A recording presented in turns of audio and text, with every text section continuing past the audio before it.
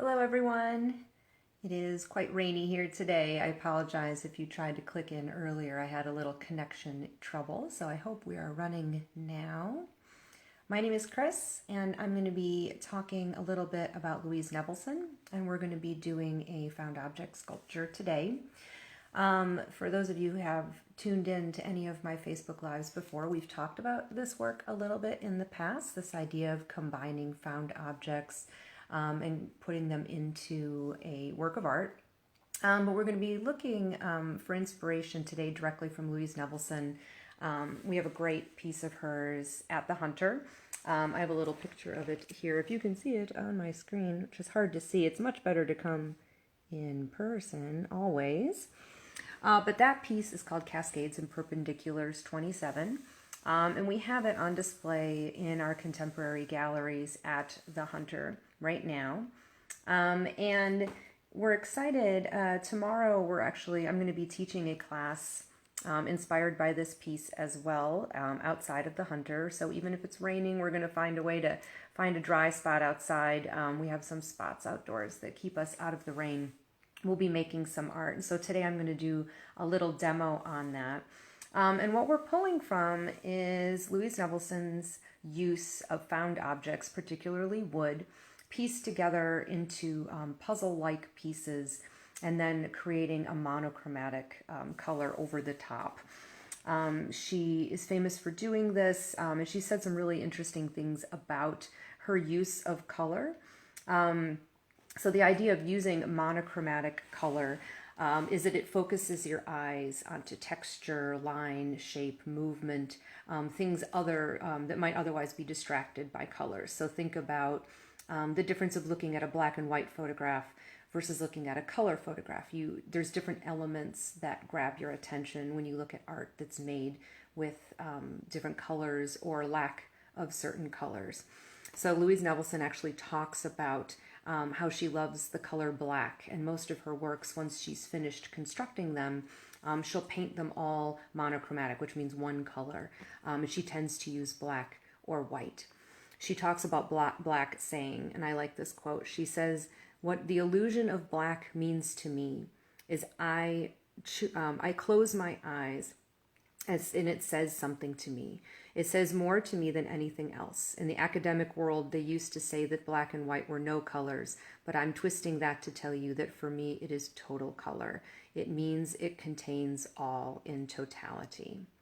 So she says it's not a negation of color, but it's an acceptance of all colors. So bringing everything together.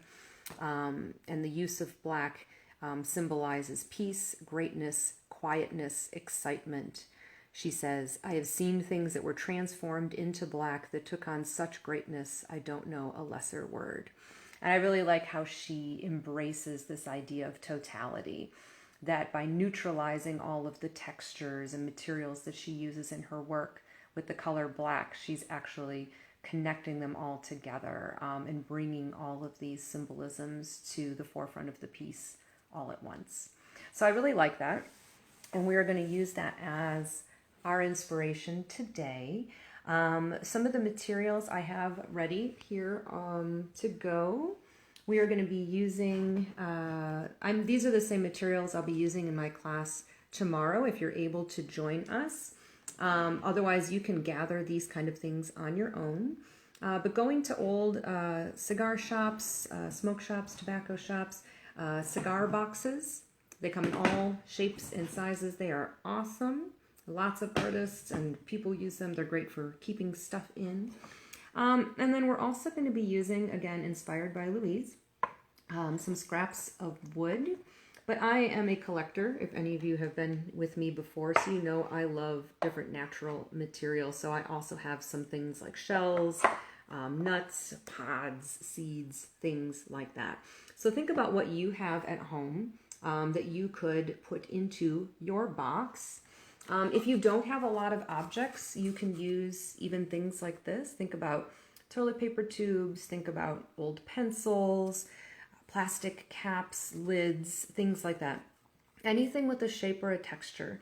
And don't really think about what they look like color-wise and things like that, because we're going to be neutralizing that, because that's part of the project. Okay, so I'm going to set this up. I kind of, oops, those are just boxes, don't worry. We're going to set this up. Here we go. Hopefully I won't knock it over. Be patient with me. All right. So what I've started doing is fitting these objects into my box. This is kind of a fun puzzle, if you like puzzle activities, if you've been doing puzzles while you're at home. And I've already started this a little bit. And what's fun about these sort of collective sculpture projects is you can change and move things around as much as you want. And then once you like it, you glue it down. So I've already been playing with this one a little bit. So I'm going to glue some pieces in and then we'll move forward from there. So when you're thinking about using glue, you can of course just use whatever you have in your house. Wood glue is great. E600 is awesome. E6000, excuse me. If you need to use Elmer's glue and things like that, you can. There is the chance that it might not be as strong. What I like about some of these glues that I mentioned is that they're a little bit thicker. So they don't just run and spread out. They have a little bit more of a texture to them to help hold them in place.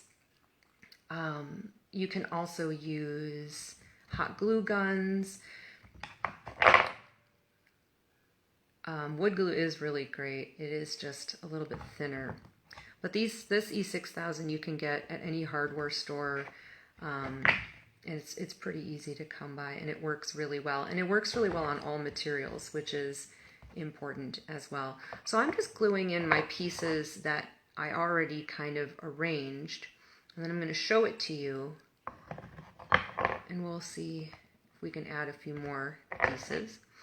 So when adding glue, this is sort of, I used to teach elementary school, okay? Put glue on the piece that you're sticking down. Don't put glue on the surface and then stick the thing to it. If you want it to be a little bit neater, you put the glue onto the surface of the object that will be touching the base, and then from there you can set it down. I know that sounds really simple, but sometimes we don't think about it, and then we end up with a mess. So forgive me if that's a little simple, but sometimes we need a reminder. So I'm using lots of different materials to create this assemblage. Okay. I'll show you what I have so far. Excuse me. Okay. So here we have this box, and I've been gluing these objects into it. So these are just scrap pieces of wood, this old shell, nuts, things like that. So as you're working, what you can start to do is just play around with the textures and materials you have. You can layer things on top of each other. Think about not just laying things one direction, but what happens if you turn it another direction. Okay. What happens if you have things that go over the top and intersect or interrupt other objects that you have going on, or partially cover them up? How that changes how it looks. Actually, I like that. Which creates more depth. So it doesn't have to just be one flat layer. You can really think about building up. So if you can see already, I had a couple pieces here, and I'm putting this one on top. I'm adding this on top as well. So you can really build up and go across these items. And that depth just makes everything more interesting. It makes your composition more interesting. And it just adds different levels of interest, you could say. Okay? So that is sort of the starting point. That's the base starting point. And I'm going to glue those down. So I'm going to put this back up here. Okay. Now I'm going to glue these pieces down because I liked how they came together. Again, putting the glue onto the piece that is being put down, not the other way around. And also that reduces the amount of glue and material you need to use. If you're just gluing the parts that are touching and not just covering everything, that makes a big difference.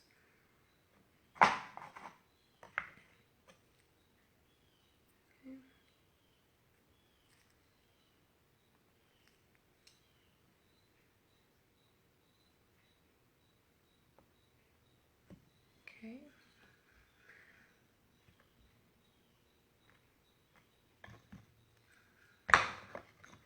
I'm going to think about...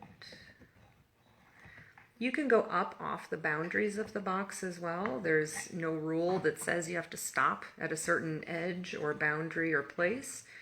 Do what you like, and maybe you try something that you're not sure you like, and then you can always change your mind later. So feel free to play around with it. That's kind of the best part. And what's neat is then when you're done, when you hang these on the wall, it changes the perspective as well. So it adds a lot of really interesting looks to it. I'm going to put on... I wanted to put on one more piece, but I don't know where I want it to go.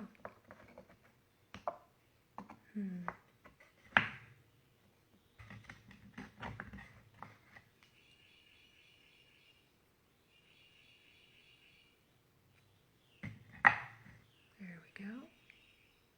I changed my mind. Let's see.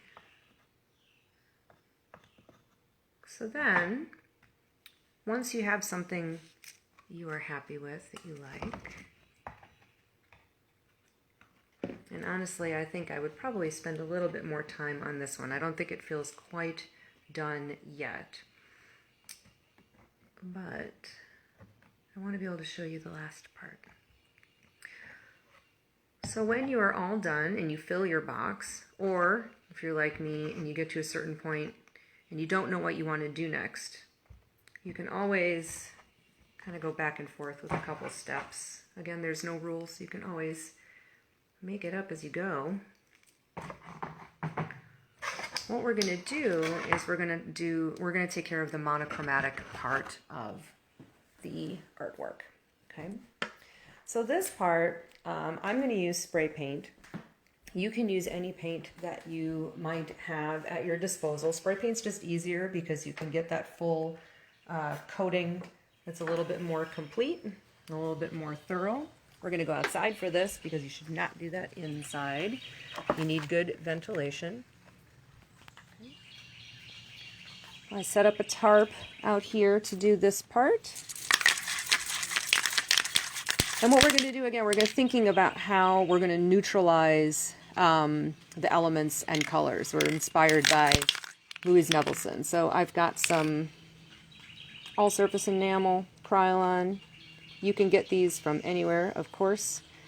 Same place you go to get your glue, you can probably also get your spray paint, and they're very low-cost things. So when you do spray paint, you're going to kind of hold it farther away and go back and forth across the surface. Of course, mine doesn't want to work right now. There we go. And you don't want to go real close up. You kind of want to give yourself a little space. If you have some nooks and crannies you can't get into, you can turn it as needed to get underneath and on either side.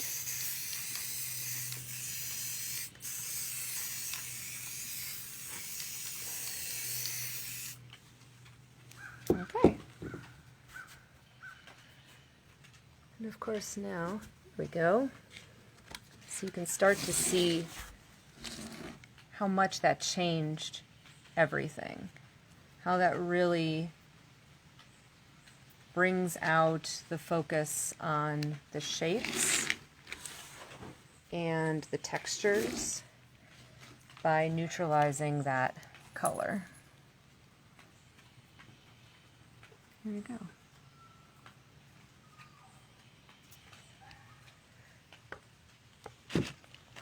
Now if I wanted to, after I let this dry, I could go back in, and now that I've kind of neutralized everything with that one color, I might go back in and think about, maybe there's some areas that when it was just the natural color of it, it looked fine. And now that I've made it all black, it's like, oh, that's not as interesting to me anymore. Or maybe I want to add a little bit more. Or maybe I want to break a piece off and change what I was looking at. So you can still build back into it. There is no perfect way of knowing when you're done. But feel free to add and layer and take in and take out. I'm going to let this dry and then kind of take a look at and even put in a few more objects and see how it looks to me and think about how I might want to add more, or take something out that I thought was going to look really cool and then maybe I don't like the way that it turned out. Of course, I'm using black because I was being inspired by Louise Nevelson. You can use any color that you have that you like, that inspires you or fits a mood. I read to you some of her quotes about how much she loved the color black, so that was where that came from.